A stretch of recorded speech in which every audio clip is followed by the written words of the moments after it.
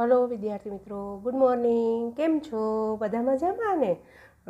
તમે બધા સ્વસ્થ હશો, તંદુરસ્ત હશો અને ઘરમાં બધા જ આજે ખૂબ આનંદિત પણ હશો. Good morning everybody. આજે આપણે પાઠ 11 ભૂમિ સ્વરૂપો છે એમનો આપણે પ્રથમ ભાગ છે એ જોયો હતો. તો પ્રથમ ભાગની અંદર આપણે ભૂમિ સ્વરૂપના મુખ્ય પ્રકાર, પર્વતોનું વર્ગીકરણ, એ પછી આપણે ઉચ્ચ પ્રદેશ છે એમના વિશે પણ જોયું હતું. ઉચ્ચ પ્રદેશનું મહત્ત્વ પણ શું છે એમના વિશે પણ હવે જોયું હતું. તો આજે આપણે હવે મેદાન અને કેટલીક ભૌગોલિક શબ્દ સંજ્ઞાનો પરિચય મેળવશું કે જેને આપણે સંકલ્પના તરીકે પણ ઓળખશું. તો ચલો વિદ્યાર્થી મિત્રો, તમે નોટ, પેન અને બુક્સ લઈને તો બેઠા જ હશો. તો હું જ્યાં આગળ તમને અંડરલાઇન કરાવું ત્યાં આગળ તમે અંડરલાઇન કરજો. બીજું કે તમારી આગળ નકશા પૂરતી નથી, એટલે કેટલીક જે સંજ્ઞાઓ છે નકશામાં જે મારે તમને બતાવવાનું છે એ મેં આમાં જ બતાવ્યું છે, એટલે તમે ધ્યાનથી જોશો કે જેથી તમને વધારે સહેલાઈથી યાદ રહે. અને જ્યાં આગળ હું કહું ત્યાં આગળ અંડરલાઇન પણ તમે સાથે સાથે કરતા જશો. તો ચલો, રેડી? બધા તૈયાર છો ને? ચાલો. હવે પ્રથમ આપણે જોઈશું મેદાન. તો મેદાનની સંકલ્પના. તો સમુદ્ર સપાટીથી 180 મીટરથી ઓછી ઊંચાઈએ આવેલા સમતલ કે સપાટ ભૂમિ ભાગને મેદાન તરીકે ઓળખવામાં આવે છે. તે પૃથ્વી સપાટીના લગભગ 55% ભાગ રોકે છે. કેટલો ભાગ રોકે છે વિદ્યાર્થી મિત્રો? 55% ભાગ રોકે છે. હવે આ મેદાનોની રચના કેવી રીતે થાય છે તો એના વિશે આપણે જોઈએ. એ પહેલાં આપણે ફરી પાછી આ સંકલ્પના છે ફરી જોઈશું કે મેદાન કોને કહેવામાં આવે છે. તો સમુદ્ર સપાટીથી 180 મીટરથી ઓછી ઊંચાઈએ આવેલા સમતલ કે સપાટ ભૂમિભાગને મેદાન તરીકે ઓળખવામાં આવે છે. આ તમને સંકલ્પનાની અંદર પૂછાઈ શકે. આપણે બધા મેદાન પ્રદેશમાં રહીએ છીએ. હવે મેદાનોનું વર્ગીકરણ જોઈશું. મેદાનોના પ્રકાર અને મેદાનોનું મહત્ત્વ, આ 3 મુખ્ય મુદ્દાઓ છે એ આપણે જોઈશું. તો મેદાનો છે એનું આપણે એક વાક્યમાં પૂછાય કે મેદાનોનું વર્ગીકરણ કેવી રીતે કરવામાં આવે છે. તો મેદાનોનું વર્ગીકરણ આપણે 3 રીતે થાય છે. તો કઈ રીતે? તો કે નિર્માણના આધારે મેદાનો છે એનું આપણે 3 રીતે વર્ગીકરણ કરી શકાય. પહેલું, કિનારાના મેદાન, જેને સંરચનાત્મક મેદાન પણ કહેવાય છે. બીજા, ઘસારણના મેદાન અને ત્રીજા છે એ નિક્ષેપણના મેદાન.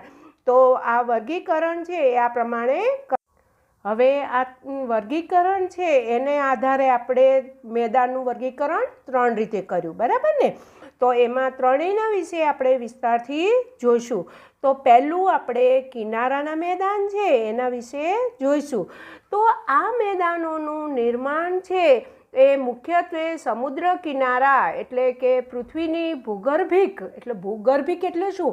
તો કે પૃથ્વીના અંદરના ભાગની અંદર જે હલનચલન થાય છે એને કારણે સમુદ્ર કિનારાના નજીકનો ખંડીય છાજલીનો ભૂમિભાગ ઊંચકાય ત્યારે બનતા મેદાનને સંરચનાત્મક મેદાન કહે છે. આ એની સંકલ્પના છે. એના નીચે અંડરલાઇન કરજો. આવા મેદાન મોટે ભાગે ક્યાં જોવા મળે છે? તો કે મોટા ભાગે આ મેદાનો છે એ ભૂમિખંડના કિનારે જોવા મળે છે. તો આવા મેદાન મેં સચિત્ર તમને બતાવ્યા છે. તો આ મેદાનો આપણે ત્યાં આગળ મેક્સિકોના અખતના કિનારે ફેલાયેલ સંયુક્ત રાજ્ય અમેરિકાના દક્ષિણ પૂર્વે આવેલ મેદાન તેનું ઉદાહરણ છે. અહીંયા મેં તમને અમેરિકાના દક્ષિણ પૂર્વે આવેલ મેક્સિકોનું મેદાન, જે ઉત્તર અમેરિકામાં આવેલું છે એ મેદાન છે અહીંયા મેં ચિત્રમાં દેખાડ્યું છે. અને બીજું આપણે જોઈશું તો જમીનના તળિયા ઘસાવાના કારણે પણ આવા મેદાનનું નિર્માણ થાય છે. એટલે આ મેદાનો છે એના નિર્માણમાં કયા ભાગો ભજવે છે? તો કે જમીનના તળિયા ઘસાવાના કારણે પણ આવા કિનારાના મેદાનો છે એનું નિર્માણ થાય છે. તો એવી જ રીતે ઓસ્ટ્રેલિયાનું મધ્યનું મેદાન છે એ આ પ્રકારે નિર્માણ પામ્યું છે. તો કિનારાના મેદાનમાં બનવામાં 2 પ્રકારના આ જે ભૂગોલિક કારણો છે એ ભાગ ભજવે છે. અહીંયા પણ મેં તમને જુઓ આ જે સંરચનાત્મક મેદાન કોને કહે છે એની સંકલ્પના આપેલી છે. તો સમુદ્ર કિનારાના એટલે કે પૃથ્વીની ભૂગર્ભીય હિલચાલને કારણે સમુદ્ર કિનારા નજીકનો ખંડીય છાજલીનો ભૂમિભાગ ઉંચકાય ત્યારે બનતા મેદાનને સંરચનાત્મક મેદાન કહેવાય છે. આ તમારી સંકલ્પના છે અને તમારે નોટમાં પણ લખવાની છે કારણ કે પરીક્ષામાં પૂછાઈ શકે. હવે મેદાન પ્રદેશનો આપણે બીજો પ્રકાર જોઈશું, એને ઘસારણના મેદાન કહે છે. તો ઘસારણના મેદાનો છે એ કેવી રીતે બને છે? તો કે પર્વત, ઉચ્ચ પ્રદેશ, નદી, પવન, હિમ નદી આ બધા જ ઘસારણના મેદાનના નિર્માણમાં ભાગ ભજવે છે. આ ચિત્રમાં મેં તમને ઘસારણની પ્રક્રિયા કેવી રીતે થાય છે એ પછી આ જે મેદાનો કેવી રીતે બને છે એ મેં તમને સચિત્ર છે એ બતાવ્યું છે. હવે આપણે ઘસારણના મેદાનો વિશે જાણીશું. તો પૃથ્વીની સપાટી પર સતત ઘસારણની પ્રક્રિયા ચાલતી રહે છે, જેનાથી લાંબે ગાળે પર્વતો તથા ઉચ્ચ પ્રદેશો, નદી, પવન અને હિમનદી જેવા પરિબળો દ્વારા ઘસાઈને મેદાન બને છે. મેદાન કેવી રીતે બને છે હવે ખ્યાલ આવી ગયો ને? આવા મેદાનો છે એ સંપૂર્ણપણે સપાટ બનતા નથી. નક્કર ખડકોની ટેકરીઓ વચ્ચે પણ જોવા મળે છે. તો આવા મેદાનો ક્યાં છે? તો કે ઉત્તર કેનેડા અને પશ્ચિમ સાઇબિરિયાના મેદાન ઘસારણથી નિર્માણ પામ્યા છે. ઘસારણ દ્વારા બનેલા મેદાનોને પેનીપ્લેન પણ કહે છે. એટલે ઘસારણના મેદાનો છે એને 2 નામે ઓળખાવવામાં છે, ઘસારણના મેદાન અને આ જ ઘસારણના જે મેદાન છે એને પેનીપ્લેન પણ કહે છે. પેનીપ્લેન મેદાનો છે એ આ પ્રકારના છે એ આપણે જોઈ શકાય છે જે ઘસારણ દ્વારા નિર્માણ પામે છે. એ ત્રીજો પ્રકાર છે એ નિક્ષેપણના મેદાન છે. તો આ મેદાનો છે, નિક્ષેપણના મેદાનો કેવી રીતે બને છે? તો કે નદી, હિમનદી, પવન વગેરે પરિબળો દ્વારા પથરાયેલ કાપના નિક્ષેપણથી સરોવર કે સમુદ્ર જેવા કોતરો ભરાવાથી આવા મેદાનનું નિર્માણ છે એ થાય છે.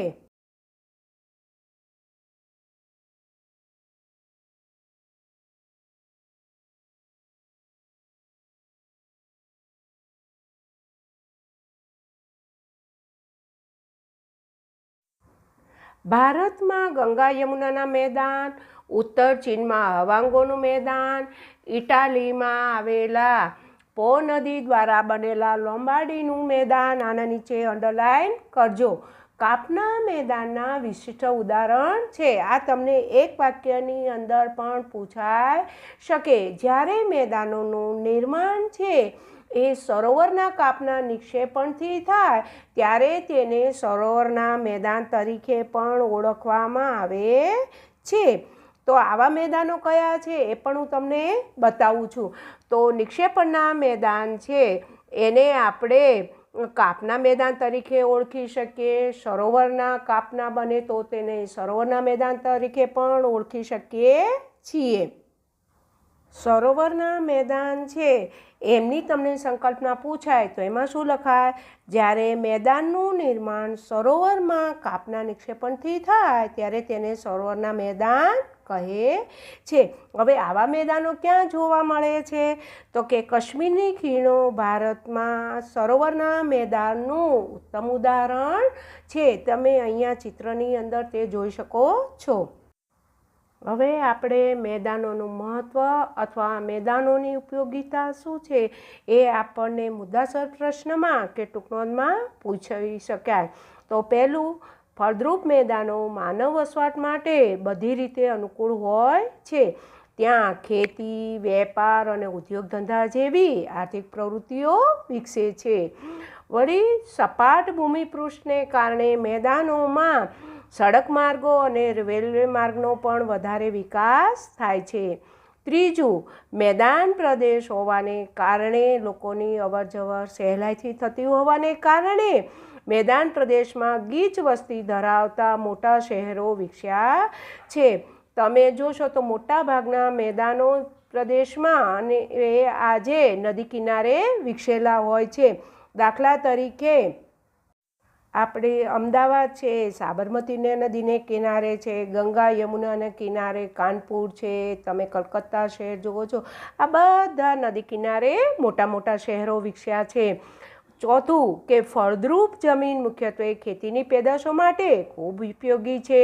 કેટલીક ખેત પેદાશો ઉદ્યોગોનો કાચો માલ પણ પૂરો પાડે છે. એટલે તમને પરીક્ષાની અંદર કારણમાં પણ પૂછાય કે મેદાન પ્રદેશમાં વસ્તી શા માટે ગીચ હોય છે, મેદાનોનું મહત્ત્વ શું છે અને મેદાનોની ઉપયોગિતા શું છે. તો આ બધા જ કારણો આપણે લખી શકાય. હવે તમને સમજણ પડી ગઈ હશે, બરાબર છે ને? તો હવે આગળ આપણે જોઈએ છીએ તો જે ભૌગોલિક શબ્દો છે, સંજ્ઞા છે કે જેનો પરિચય આપણે મેળવીએ છીએ કે જેને આપણે સંકલ્પમાં પણ કહેવાય, જે તમને પરીક્ષાની અંદર પણ પૂછાઈ શકે. પ્રથમ આપણે જોઈશું ઉપસાગર, કે જેને ઇંગ્લિશમાં બે કહે છે અને ખાડી તરીકે પણ તેને ઓળખવામાં આવે છે. તો ઉપસાગરનો અર્થ જ આપણે જોઈએ. ઉપસાગર, ઉપ એટલે નજીક, તો જે સાગરની નજીકમાં છે તેને ઉપસાગર પણ કહેવામાં આવે છે. હવે સીધી સાદી વ્યાખ્યા જોઈએ તો સામાન્ય રીતે મહાસાગરના જળભાગનો આંશિક ભાગ એટલે ઉપસાગર, જે જમીન ફરતે ખુલ્લા વિશાળ મેદાન જેવો, સરોવર જેવો આકાર ધારણ કરે છે. ઉપસાગરો વિશાળ અને નાના કદના પણ હોઈ શકે. તો આનું ઉદાહરણ હું તમને આપણા ભારતના નકશાની અંદર અને ભારતની અંદર જોઈએ તો પૂર્વની અંદર આવેલો જે બંગાળનો ઉપસાગર છે એ તેનું શ્રેષ્ઠ ઉદાહરણ છે. જો અહીંયા મેં ભારતમાં તમને બંગાળનો ઉપસાગર છે એ મેં તમને દર્શાવ્યો છે. તો હવે તમને વિદ્યાર્થી મિત્રો ખ્યાલ આવી ગયો ને? ચલો હવે આપણે જોઈશું અખાત. હવે આપણે અખાત વિશે જોઈશું, જેને ગલ્ફ કહેવાય, કે જ્યારે કોઈ જળ વિસ્તાર 3 બાજુથી ભૂમિથી ઘેરાયેલ હોય તેને અખાત કહે છે, જે સમુદ્રની લંબાઈની અંદર વધારો કરે છે. તો આવા 2 અખાત આપણા ગુજરાતમાં આવેલા છે. તમને ખબર છે વિદ્યાર્થી મિત્રો? તો કયા 2? તો ખંભાતનો અખાત અને કચ્છનો અખાત છે. એ આ 2 અખાત આપણા ગુજરાત છે એમાં આવેલો છે, જે અહીંયા મેં તમને લાલ રાઉન્ડ કરી અને બતાવેલ છે. હવે ભૂશીર એટલે શું? તો ભૂશીર એટલે ભૂમિનો લંબાત્મક છેડો જે જળમાર્ગમાં ફેલાયેલો હોય છે, જેને સમુદ્ર રેખા તરીકેની સંજ્ઞા પણ આપી શકાય છે, જેને આપણે ભૂશીર કહેવાય છે. તો આવું આપણા ભારતની અંદર, દક્ષિણ ભારતની અંદર કન્યાકુમારી છે તે, અને આફ્રિકામાં આવેલ કેપ ઓફ ગુડ હોપ છે, એ આજે ભૂશીરના 2 ઉદાહરણો છે. હવે ટાપુ વિશે જોઈશું. ટાપુ વિશે જોવાનું છે, ટાપુ વિશે નહીં. હા, બરાબર સાંભળો, બરાબર ને? હા. ચલો, તો ટાપુ કોને કહે છે? જે ભૂમિભાગ ચારે બાજુથી જળ વિસ્તારે ઘેરાયેલો હોય તેને ટાપુ તરીકે ઓળખવામાં આવે છે. અંડરલાઈન કરજો, આ ટાપુની સંકલ્પના છે. તો આવા ટાપુ આપણા ભારતમાં કયા કયા આવેલા છે? તો કે લક્ષદ્વીપ, આંદામાન નિકોબાર, શંખોદ્વાર એટલે કે બેટ દ્વારકા, પિરોટન, નરાબેટ, પીરમબેટ, સિયાલબેટ, આ બધા જ આપણા ભારતમાં આવેલા ટાપુઓ છે. એમાં શંખોદ્વાર એટલે કે બેટ દ્વારકા, પિરોટન, નરાબેટ, પીરમબેટ, સિયાલબેટ, આ બધા આપણા ગુજરાતની અંદર આવેલા છે. અને લક્ષદ્વીપ અને અંદામાન નિકોબાર છે એ આપણા ભારતની અંદર દક્ષિણ તરફ છે એ આવેલા છે. તમારામાંથી તો ઘણા બધા ત્યાં આગળ કદાચ ફરવા પણ જઈ આવ્યા હશે, બરાબર ને? હવે આપણે ખીણ વિશે જોશું, જેને વેલી કહેવાય. તો આ મેં જે તમને ચિત્ર બતાવ્યું છે એ કાશ્મીરની જે ખીણ આવેલી છે એ વિશે એ બતાવેલી છે. તમે બધાએ કાશ્મીર તો જોયું જ હશે, ન જોયું હોય તો ટીવીમાં જોઈ લેજો, અત્યારે આપણે જવાની જરૂર નથી. તો આ જે ખીણ છે એના વિશે જોઈશું. તો એ પર્વતોની હારમાળા વચ્ચે આવેલો નીચાણવાળો ભાગ એને ખીણ કહે છે. ગેડ પર્વતો અને ખંડ પર્વતોના નિર્માણ વખતે તથા નદી હિમનદીના ઘસારાના કાર્યને કારણે ખીણોની રચના થાય છે. ખીણોની રચના કેવી રીતે થાય છે એ તમને ખ્યાલ આવી ગયો. આના વિશે આપણે આગળ જ્યારે પર્વતો વિશે ભણ્યા ત્યારે પણ આપણે જોયું હતું. હવે સામદ્રધુની. તો સામદ્રધુની કોને કહે છે? અંડરલાઈન કરજો. બે જળ વિસ્તારોને જોડતી સાંકડી જળપટ્ટીને સામદ્રધુની કહે છે. હવે આવી સામદ્રધુની છે એ ભારતમાં કઈ જગ્યાએ આવેલી છે? તો કે પહેલું તો આપણે જોઈએ તો પાલકનીની સામદ્રધુની જે ભારત અને શ્રીલંકા છે એની વચ્ચે આવેલી છે. અહીંયા તમને નકશામાં બતાવેલી છે અને સચિત્ર પણ બતાવેલી છે. તો તમને વિદ્યાર્થી મિત્રો ખ્યાલ આવી ગયો ને? બરાબર, સરસ, ચલો, વેરી ગુડ. હવે જોશું સંયોગી ભૂમિ. તો બે જળ વિસ્તારોને અલગ કરતી સાંકડી ભૂમિ પટ્ટીને સહયોગી ભૂમિ કહે છે. આ સહયોગી ભૂમિની સંકલ્પના છે એના નીચે અંડરલાઈન કરજો. હવે આવી સહયોગી ભૂમિ ક્યાં આવેલી છે? તો કે પન્નામાં નહેર તરીકે પણ આજે જાણીતી છે. તો પન્નામાં ક્યાં આવેલી છે? તો કે ઉત્તર અને દક્ષિણ અમેરિકા ખંડની વચ્ચે આ સંયોગી ભૂમિ છે એ આવેલી છે. તો હવે તમને વિદ્યાર્થી મિત્રો ખ્યાલ આવી ગયો. હવે હું તમને એક એક્સ્ટ્રા છે દ્વિકલ્પ વિશે હું તમને ભણાવું છું. દ્વિકલ્પ છે એ વિદ્યાર્થી મિત્રો કદાચ તમારી પુસ્તકમાં નહીં પણ આપેલું હોય, પણ આપણા ભારતમાં દ્વિકલ્પ આવેલો છે એટલે એના વિશે હું તમને જણાવું છું. તો દ્વિકલ્પ કોને કહેવાય છે? જે ભૂમિ ભાગની 3 બાજુ સમુદ્ર અને 1 બાજુ જમીન વિસ્તારથી જોડાયેલ હોય તેને દ્વિકલ્પ કહે છે. દાખલા તરીકે આપણે દક્ષિણ ભારત છે તો તેની 3 બાજુએ આપણે જોઈએ તો સમુદ્ર આવેલા છે. તો આ 3 ભાગ એટલે તો કે પશ્ચિમ બાજુ આપણે અરબ સાગર, પછી દક્ષિણમાં જુઓ તો હિન્દ મહાસાગર અને પૂર્વની અંદર જુઓ તો આ જે બંગાળ છે એનો ઉપસાગર આવેલો છે કે જેના વડે આજે દ્વિકલ્પની રચના થયેલી છે. વિદ્યાર્થી મિત્રો ખ્યાલ આવી ગયો ને? ચલો.